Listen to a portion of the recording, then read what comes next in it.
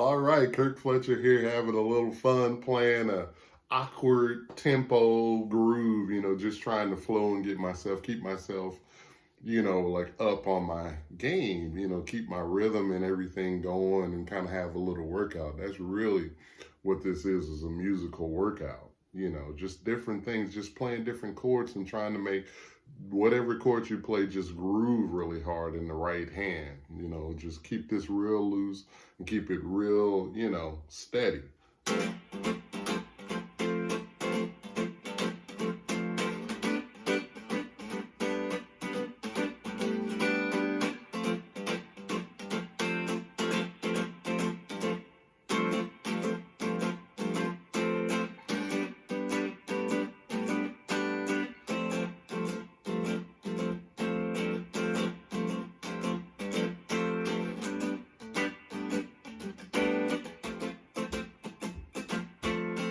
And you're just doing a little muting with this hand, you're just kind of cutting it off. One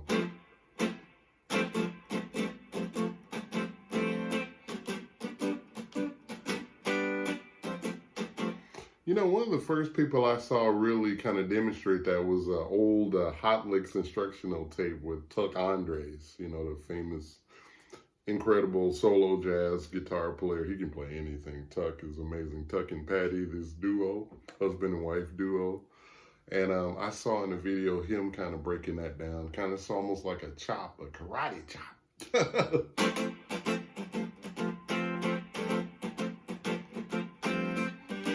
But he probably played it.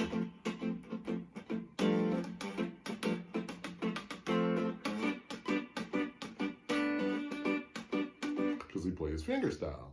But yeah, just basically just trying to keep yourself, your rhythm and everything, just sort of a workout, a musical workout is what I call it, playing these different things. And then being able to solo smoothly over these ideas, you're working on your rhythm, just different things you can take, 11th chords, because it always sounds like something's about to happen.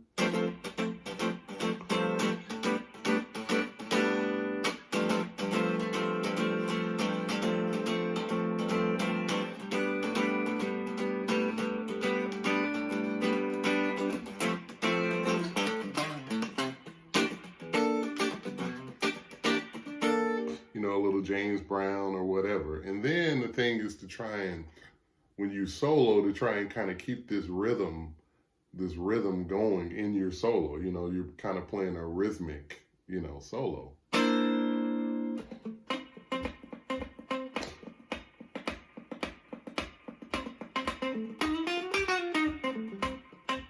So you're kind of keeping this going with your right hand.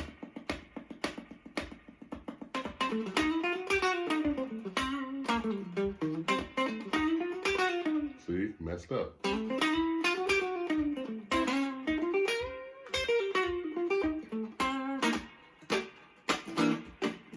And you're swinging till you're trying to swing your part too. So it's just a concept,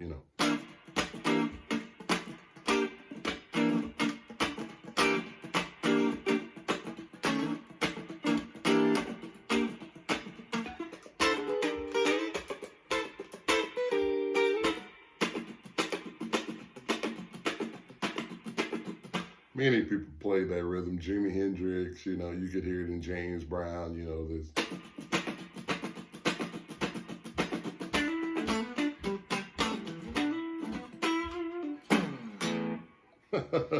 Stuff like that. So yeah, today I just wanted to do a little quick, some tips on playing some rhythm and, keeping your right hand and everything, steady and loose, got to have the loose right hand, to play some of these things. And just some different ideas you can maybe mess with. This is a good one.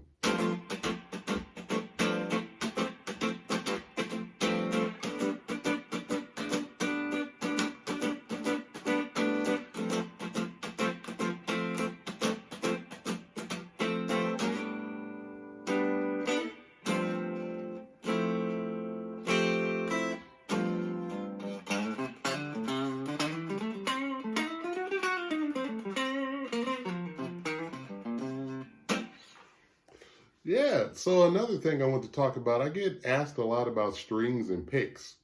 So, it kind of depends on the tension, how the guitar feels will kind of dictate what strings I use. I use Ernie Ball strings. I love Ernie Ball strings. And on most of my Fender style guitars and stuff, I just use a set of simple regular slinkies like this. And then on some of the Gibson guitars, or I use maybe 11s on the Les Paul, because that just feels, better with those strings on it. And the guitar actually sounds different. It kind of rings out and just holds together more with the 11s on the Les Paul. My 335, I have 10s, I have 10s on the 335 because that just sings in a different way with the 10s on there. So it's tonally and the way it feels too. PRS, a lot of times I'll play the 10s and it's just ultra smooth to play, 10s on those guitars, so it just kind of depends on a lot of different things. And also I play, for most of these videos, I play through one of two amps, either my little desktop Boss Katana mini amplifier made by Boss, and then I have a more newer acquisition here, this Benson Nathan Jr. amplifier. It's fantastic. I actually used on my last record their Leslie, I think it's from the Custom Shop or whatever, their Leslie rotating speaker that belongs to Josh Smith, my good buddy. And, other than that, maybe a little Topanga reverb, Catlin Bred Topanga reverb, or maybe a loop with the TC flashback, or, and guitars, whatever flavor, whatever. I don't really, really think about it more than just, I'll pick up a Tele, or I'll pick up a SG, or I'll pick up a 335, or play my PRS DGT, or one of those. I just kind of, go with the flow, or the damn electro too, just kind of, I'm at home like most of us, and I just like to have fun playing these different guitars, and I go through phases where I'll favor one over the other and different things like that. But,